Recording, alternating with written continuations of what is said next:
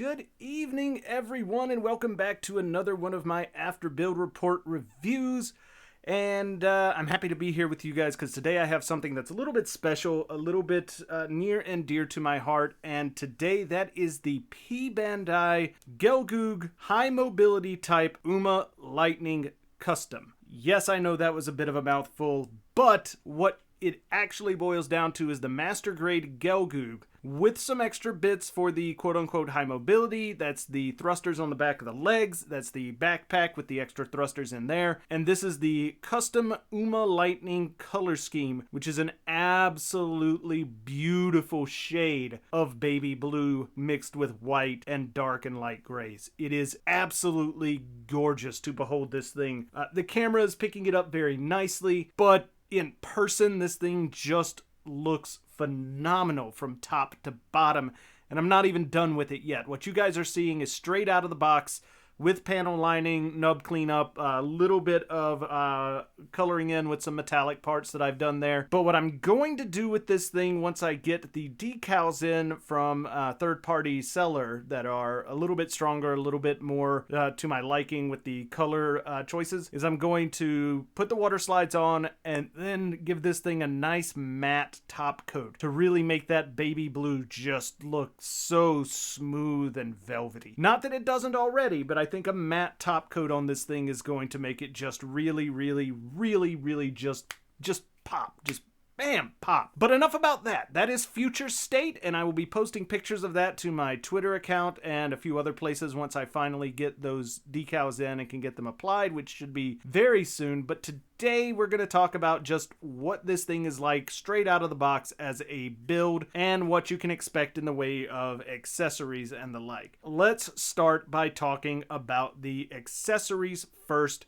Go ahead and get that out of the way. So as you can see here, we have a wide spread of accessories that come with this kit. You've got a old standard Gelgoog rifle with the bipod and the underslung grenade launcher. If you got the Char version of the Gelgoog, this doesn't come with the underslung grenade launcher, but the several different, I think the mass production type added the grenade launcher, and it is included with this Uma Lightning Custom. You have what the manual calls the Beam Rifle 2, which is a slightly different looking beam rifle without the longer stock, slightly different underslung grenade launcher that has some nice color separation and inside the grenade launcher and on the lens up at the top.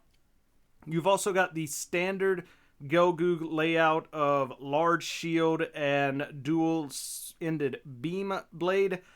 You do actually get two choices of beam effect parts. You get the nice curved ones that are the classic Gelgoog style, and you get the straight edge ones if you just want it to have something that looks more akin to a standard double-edged beam saber. Of course, all of these can be stored on the back of the kit if you have the correct attachment parts, although this kit you do have to take the backpack off in order to store the shield and beam saber on the backpack like you normally would.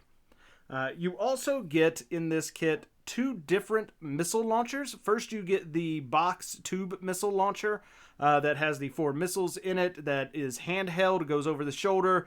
Very nice, very big. It's very simplistic in its build, but it's also very effective in how it looks. It's very stripped down, no frills to it, no targeting sights, nothing like that. Looks like a fire and forget sort of torpedo device going on. And you have the arm-mounted triple missile launcher, which has some ridiculous name that's in the manual that I am not even going to consider trying to remember because it's just a ridiculous, like mud slinger or something like that. And I don't really care about that because it is a stupid name. So yeah, you get a very wide number of accessories to go with this, and they're all pretty damn cool, honestly.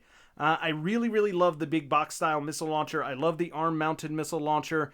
I really, really like all of these accessories. I think they will all look very nice on the kit, and you'll get to see some of those images as we go through the review. So that's going to be pretty cool. And I'm not really honestly sure which I'm going to display it with first. I think it's going to be the box missile launcher with the arm missile launcher holding the beam rifle too, just because the other weapons are sort of bog standard for your normal Gelgoogs. Now let's talk about the build of the kit. The kit itself builds very nicely. This is a 2.0 kit. The original Gelgoog 1.0 is a little bit more simple than this.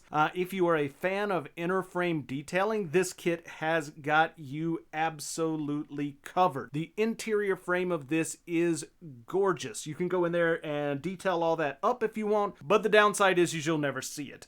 They even give you water slide decals to go on the thrusters that are up under the back skirt, that are up under the backs of the leg armor, but you'll never see them if you just keep all the armor on. Now, if you're a fan of displaying the kits with the armor taken off or doing sort of an exploded out engineering view, you'll get to see all of that, and it will be very nice. But at the end of the day, that's just not how I display my kits, so I'm not going for that specific sort of look. I'm just going for, you know, your standard, hey, this is what this thing looks like just before it launches into a sortie kind of look. So, that's it for inner frame detailing. The actual outer frame is very nice. There's a lot of surface detail, all the places that you need it, none of the places that you don't.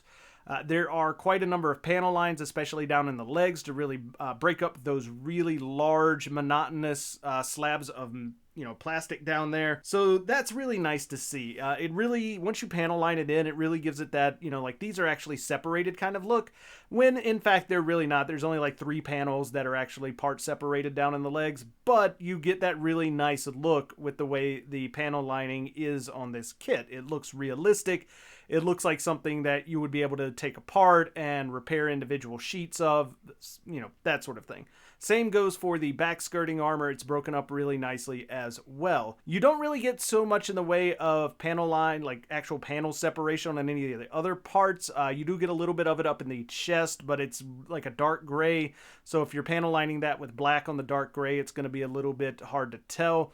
But at the end of the day, it still is going to look rather nice. The arms are really interesting in how they attach to the shoulder. As you can see, there's a little bit of venting right between the arm and the shoulder connection in the against the chest there. So those vents are part separated. They're kind of interesting, but not something that I'm super into. But otherwise, yeah, that's the build overall is just perfectly fine. There's no super loose parts. There's no really difficult parts to put on. There's no fiddly bits. This is all just very, very solid kit.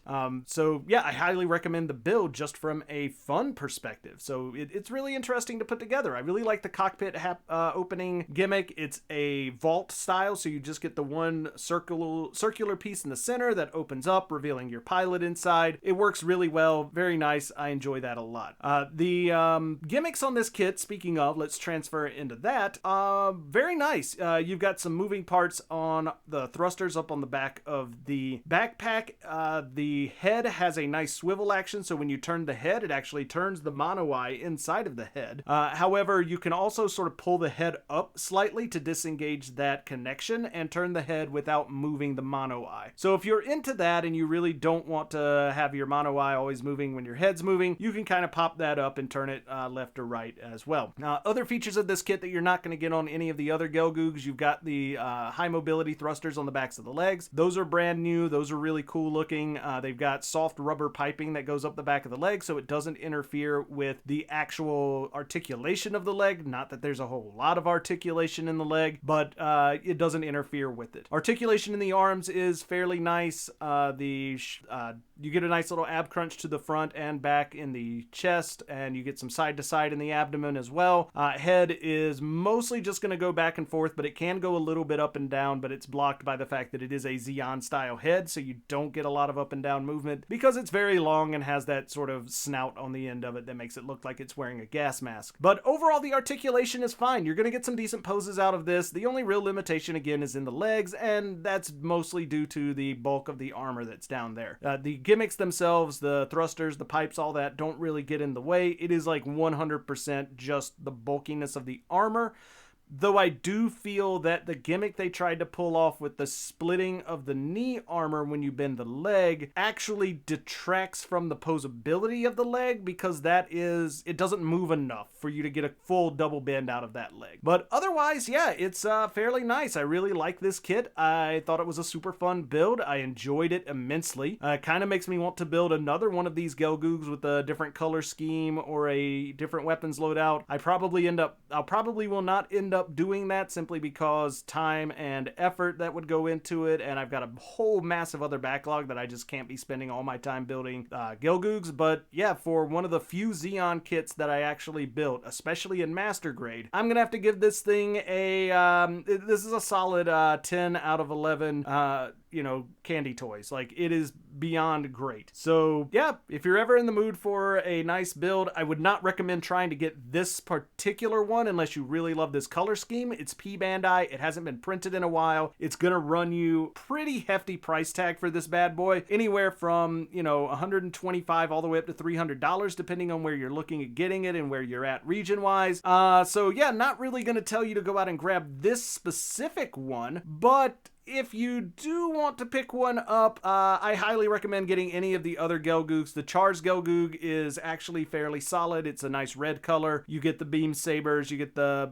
double beam sabers, you get the rifle, you get the shield, you get all the really cool stuff, but you don't get this paint job and you don't get those 2 rocket launchers. But you do get a fantastic build with just a super fun amount of inner frame detail, including pistons and moving gimmicks on the inner frame. It's just phenomenal. There are even tiny detail parts that serve no other purpose on the inner frame other than to be detail parts. If you're into that sort of thing, you will absolutely love this kit. So there you go. Highly recommended it. Go out, grab one. Maybe not this one, but definitely grab a Gelgoog 2.0 and give it a whirl and let me know what you think. Please make sure to like, comment, subscribe. We hit over 100 subscribers. I'm super stoked about that. Did my giveaway stream a while back, so you can go check that out. And yeah, just thanks everyone for all your support and allowing me to, keep doing this and really, being there for my first forays into this sort of content. So thank you very much. Have a nice evening and enjoy your builds.